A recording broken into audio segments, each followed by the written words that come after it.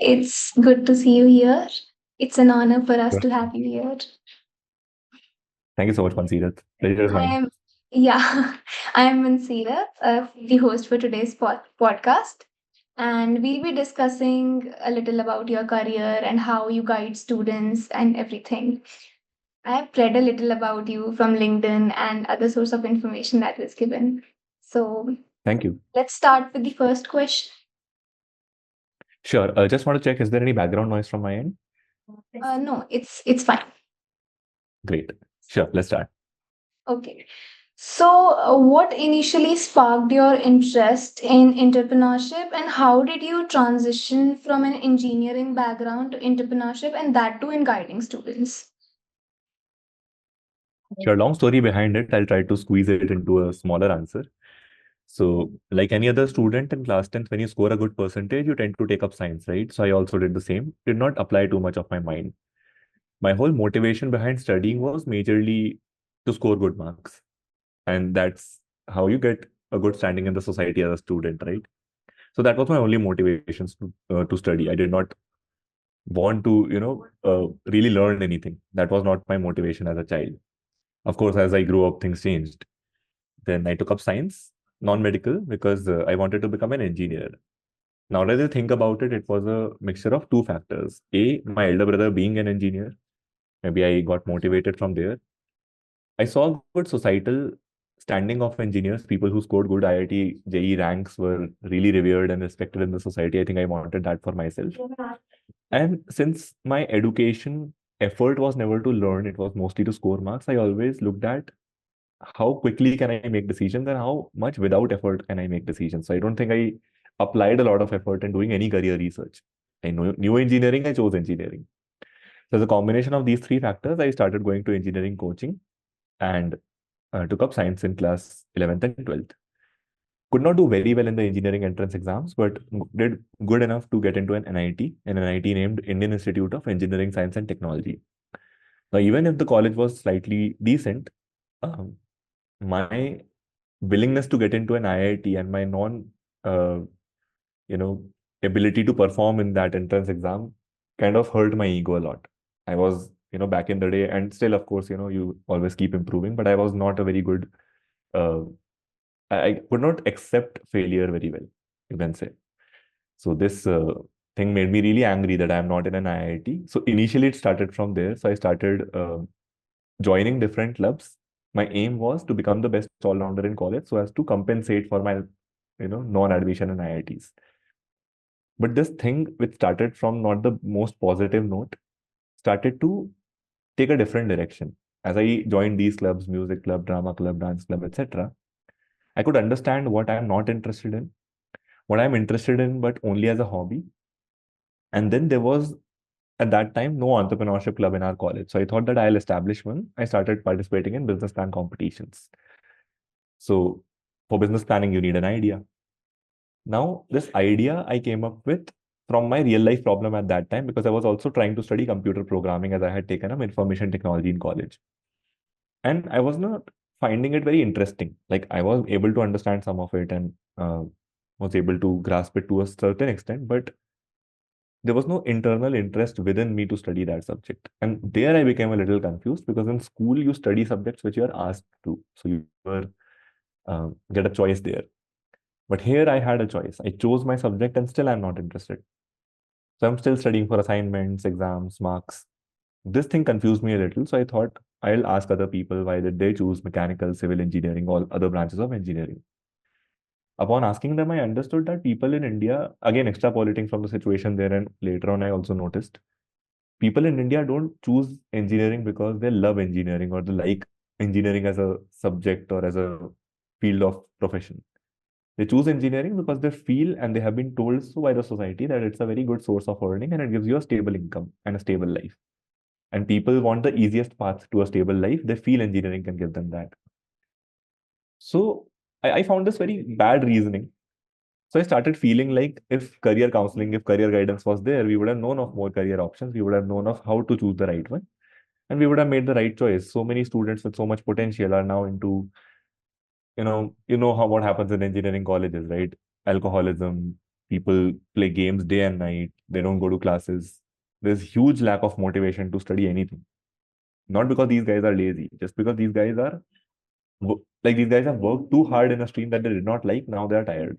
It's just burnout. All of these things, I understood that career counseling is needed. So I started pitching these ideas of providing career counseling through business plan competitions. When I started winning some of them, that provided the initial motivation.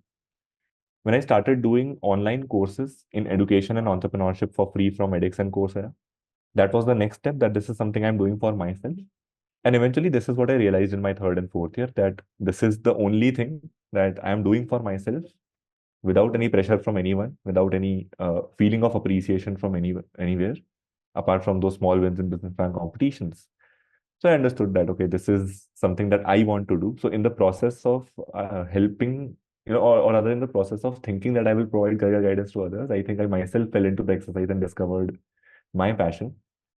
And hence I started this career counseling business in 2017 and still going on. So Yeah, so as you mentioned, society always has a part to play in everything, right? And there is also parental pressure. So how did you overcome it? And what is your, learning from how you can actually deal with your parents or, people around you, relatives and everybody? yeah, parental pressure is a lot. Even I currently also notice it when I do career counseling. I sit with parents. There will be parents who will sometimes just come to me to validate their own thoughts, but from an external source so that the kid understands that they were right. So there will be parents who will tell me, sir, digital marketing में लेकिन बहुत scope है ना, है ना, है ना, है ना. So they'll just push me to make sure that I admit to it.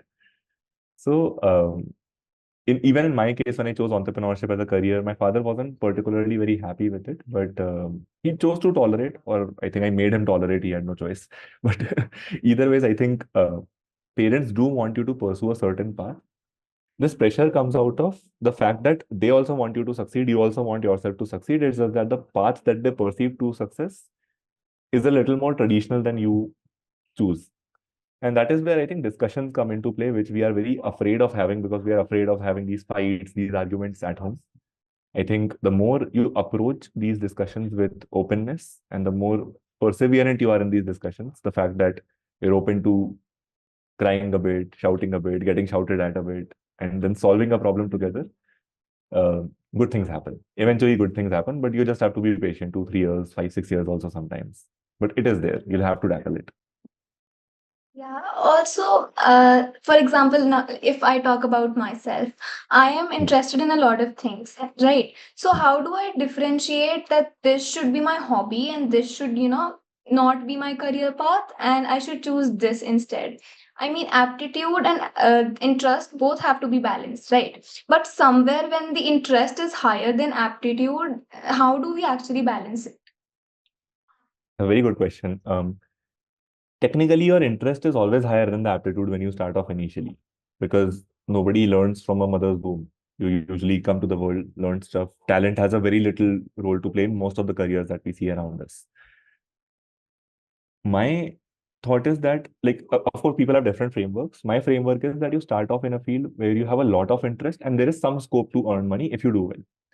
That scope can be limited also. So it can be some career option like cricket or singing, where very few people make it, but at least you can make it. There is a mathematical possibility if you do well. If you're very interested and if it is a very risky field, you can take multiple approaches. You can go into it full time for a particular period. If you don't make it till then, like if you don't generate a sustainable full time income till then you choose a plan B, make it your full time thing, and keep pursuing your plan A until the end of life, till the time you make it big.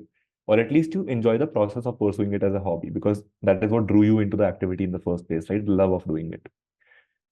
A second way can be, um, when you choose an interest in a traditional field, you generally don't need a plan B, right? So if I want to become a teacher, as an example, I don't think becoming a teacher is, something that you can be held off from for a long time. So if you are passionate about it, you will become a teacher. Now, how much will you earn depends on how hard you work, which direction you work towards, etc. So in that case, I think you should start off with interest. Now, since you have that interest, you'll keep pursuing that thing. You'll keep doing courses, you'll keep learning, you'll keep going to classes, you'll keep trying it out. In this whole practice process, you will learn a lot of things in that area, and eventually you'll make a good career out of it. So skill building leads to a good career, and that starts with interest. The only thing is sometimes people map their interest either impractically, or they'll map their interest in a way that does not have any scope for them to convert it into a career. If you are saving yourself from these two things, you'll definitely make a career out of your interest. So now I have seen people and I've also have friends like these who keep on hopping from one stream to another and from one career plan to another, and then they lose Mhm. a lot of time in it. Mhm. So what can be done to avoid such situations wherein you can actually make a good decision, and you also, because everything has a little time for everything, right? So you really need a proper plan, but sometimes it doesn't go according to your plan. So how do you deal with a situation like that? Yeah, the set of questions is really amazing. I should definitely laud you and team for designing these. Every question is like very complex but layered. So, That in is terms of something I have experienced a lot. So Hmm. even I have Acha, experienced it. Yeah. So from acha, there's personal this. experience. Got it. Very nice question. So I think this is not a wrong thing to switch a lot of careers. I think people have different paths to figuring out their passion, and in the most colloquial terms, passing time. So I use the statement a lot these days. Life is ultimately time pass, right? You live on earth for 70, 80, 90 years. And if you are passing your time in the best way possible, if you're having fun, nothing like it. And to have fun, you need certain things. You need to earn a certain amount of money that provides you with the lifestyle that will allow you to have fun. You need a certain environment around you, all of these things.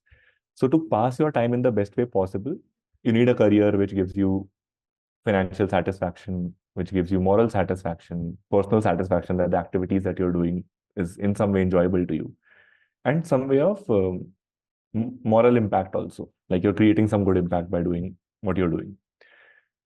For some people, they will switch careers a lot. So they might switch careers every 2, 3 years. But that does not mean that those 2, 3 years which they spent in a particular career before switching was a waste. They created some impact, they did some good things, they enjoyed. The moment you stop enjoying, it's pointless to keep focusing on that career and building a career where you're not enjoying only. Then all of that money, all of that moral impact goes for a toss. And the magnitude of moral impact and the money you can respectively generate and earn is lesser than what you could have if you would have been in a career that you enjoy. So I feel some people like me, so I have been in the same career for the last 7 years: entrepreneur, social worker, career counselor. That's it. I've never changed my career since college. So only one career switch I've made after engineering, career guide. But there are some people who will change careers every 2, 3 years. So nothing wrong with it. Just that you should not feel as if the reason for which you're switching your career is not justified. So every time you're switching a career, always ask yourself, what is it that I now know that I did not know earlier before switching this career, because of which I'm having to switch? And whatever I newly know, is it strongly valid? Just check for these two things. So it can be something like, okay, I was a YouTuber 3 years back. I was enjoying it. Now I don't enjoy it anymore. And I'm sure I don't enjoy it anymore. Valid reason. Or you can be like that, okay, I was working in education, but now I enjoy agriculture a lot more. Or now I feel that agriculture can earn me a lot of more money.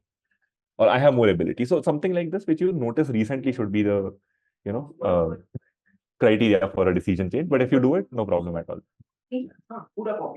So, yesterday I was talking to my psychology teacher, and she said it is very important to have a mentor who can help you in coping and everything. But when you have a mentor or someone with whom you actually, discuss everything with, sometimes their thought process or their feelings about a particular thing might make some pressure on you, right? And because you follow them a lot and because they are there for you all this time, you tend to actually follow whatever they say without thinking what is actually going on. So how do you deal with it? I think it does happen that eventually you start to blindly follow your mentor, or you start to grow out of that mentor. Both things can happen. Sometimes, a mentor might be helpful to you till a certain time, and then you feel that, you're starting to outgrow that person's mentorship. Like you need somebody who has a better expertise in a particular area, or somehow your compatibility isn't that strong anymore. Like, you have a lot of arguments with that mentor or something like that. Um, in either cases, if you grow out or if you are starting to blindly follow your mentor, take a step back and just make sure that you are having the right balance of listening, uh, judging, and deliberating in your mind. So whatever advice your mentor gives you is not to be blindly followed, but at the same time is not to be always challenged. If you really feel that a person is your mentor, in cases when you disagree with that mentor's advice but aren't able to take a decision yourself also, then you can blindly trust the mentor, because of course a decision has to be taken and there's somebody whom you have only entrusted, as a person who can give you good advice. But yeah, if in every case you're doing that, then either your own decision making skills have been compromised with, so that is also a problem, or you have submitted. In either cases, you should take a step back and think how you can deliberate more on each, discussion with that mentor. But deliberation should definitely happen. Swami Vivekananda used to say, never choose a guru before testing him or her out. And he did that with Ramakrishna Paramhans. I think everyone of us should do that. You also must have heard there's always this thing that AI is taking over and it is a threat to human beings and everything. So how do you actually cope up with, growing technology and everything that is working such a rapid pace every day? So it must be a problem for everybody, even for you sometimes. So how do you balance everything? So, if you study industrial revolutions from a career perspective, you'll see that every time a new industry, a new technology has come up, people have adapted to it. And the moment they adapted to it, it settled down. Like machines came, industrial, equipment came in. Now automation started to happen. So people lost their jobs very quickly. The people who were creating handcrafted stuff, manufacturing became very automated. But the moment people, or rather more people understood how to use these machines, again, people were running the machines instead of machines running the people. The good thing with the first four, or rather three, the first three industrial revolutions was that you could settle it down. The problem with this industrial revolution is that there is a like small possibility. I was about to say finite, but yeah, everything is finite in that sense. There's a small possibility that this industrial revolution might never settle down, because there's a machine learning at a very fast rate and it might always keep learning. So here the challenge for humans is to beat its rate of learning, in a sense that it never allows machines to learn so fast that someday they can, cross human intelligence. If we have to use machine learning or artificial intelligence in the best way, we have to make sure that our upskilling is very fast. For that to happen, hard work, basic stuff we have to keep ensuring. We are enjoying our work so that we are practicing it more. We are working hard. We are perseverant, and we are using and prioritizing in a nice way. So if we are doing something that the machine can already do better than us, that's a waste of time. So that's why in our career counseling, we always teach kids, what kind of activities they should upskill at and what kind of activity should they just absolutely leave it up to the machines. Like today, I don't think remembering roads is very much required. If you have a charged mobile phone with you all the time, 99% of the time you won't need that skill. That 1% of the time when your mobile gets switched off, you can ask somebody. Don't need to remember anything. Uh, so don't waste your time there. You rather invest your time in learning skills like emotional intelligence, leadership. These are things that the machine will take time to learn. So that is the advice in a nutshell, that increase your rate of learning by working hard in an area which you love. Okay, so this one is related to internal pressure. Now, external pressure in society is one thing, but then you do have some hopes and expectations from yourself, right? And whenever you are not able to make right choices, you might think, okay, I this time I'll make a right choice. But Hmm. then there is always this thing that is holding you back. Okay, yes, last time you thought you'll make a right choice, but you did not. And then Hmm. there is a lot of, self-esteem issues and a lot of questions about yourself. So how do actually students deal with it, help themselves to carry on in their career and everything in their life? Very nice question. This is a natural process, I would say. Failure, crying over failure, becoming angry over failure, punching walls, crying to like five people, all normal processes. I think we are too self-conscious these days. Of course, there's so much social media exposure that you want to be perfect all the time. Like just happened with me during this podcast only. You were asking me a question. I felt an itch in my head. I scratched it. Then I was like, ah, how will it look on camera? These things. So it happens with all of us. Happened with me just now, right?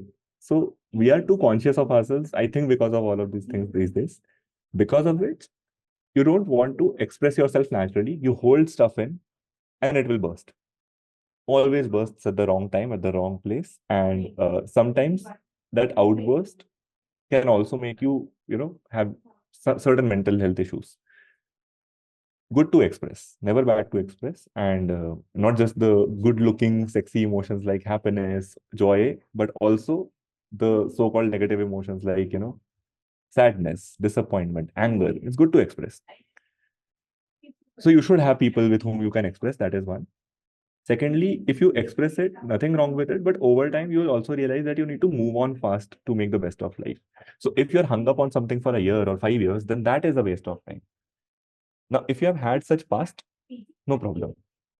But if you're currently facing it, I would suggest trying out a lot of things, because the more you try out, the more you fail.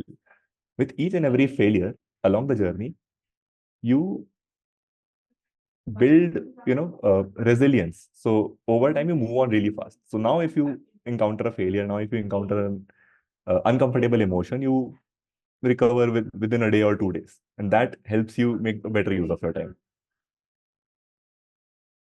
Again, this one is a little related to connections and everything. I mean, there are people who do not socialize a lot and they don't even have connections from their parents or relatives.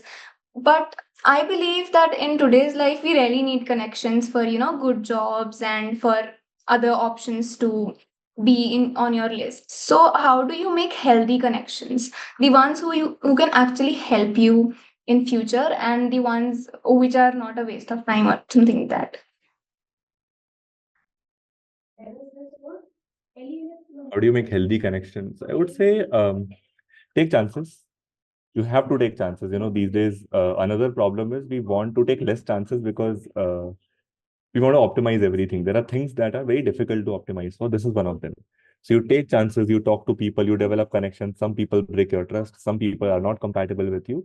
And then you'll always, if you're taking enough chances, you'll always get good friends, good people around you who are compatible with you, whom you can trust, who trust you. Healthy connections, with whom you can share stuff. They won't leak it like to 10,000 people. They won't put it on social media if you have a fight with them. So, but for that, you have to invest and you have to be open to failure, like in everything. When you're not open to failure, you face quite a few problems. I have personally done that. I sometimes still personally do that. So sometimes, you're too afraid of investing. So, like in my career, what I have seen is whenever I have taken chances, it has always benefited me. In building healthy connections, I think, taken lesser chances in life. So sometimes when you don't invest because you're afraid that people will break your trust, that is more counterproductive. So yeah, just take chances, invest, be open to getting your heart broken a few times. You'll build healthy connections.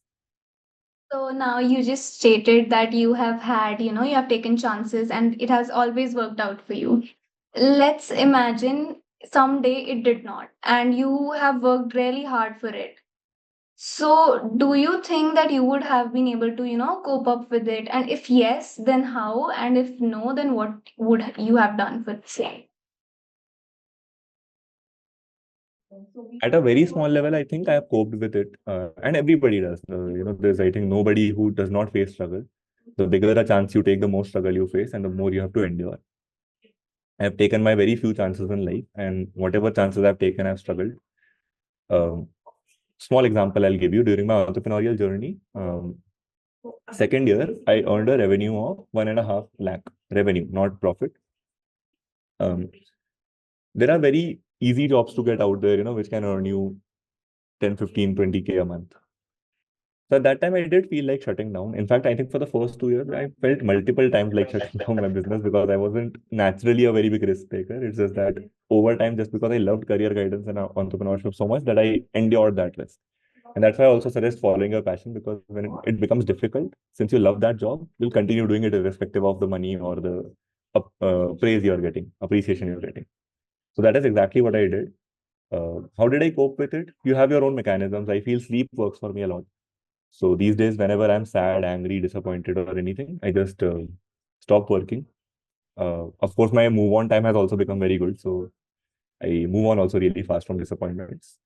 So sometimes I move on within the same day. If I don't, if it is like really big, then I take a break, sleep over it, and next day suddenly I'm more energetic. So these days, I think very few things take me to that level where I'm disappointed or angry or experiencing a negative emotion for like 3-4 days in a row. That has been something which I've accomplished. Second thing, earlier I used to have this move on mechanism because in entrepreneurship I was. So I used to watch this movie called Pursuit of Happiness. Every time I used to be sad because that just makes you feel like you're facing much lesser struggles than that guy in the movie, and he still makes it. So like happy feel of the movie. So I used to watch that.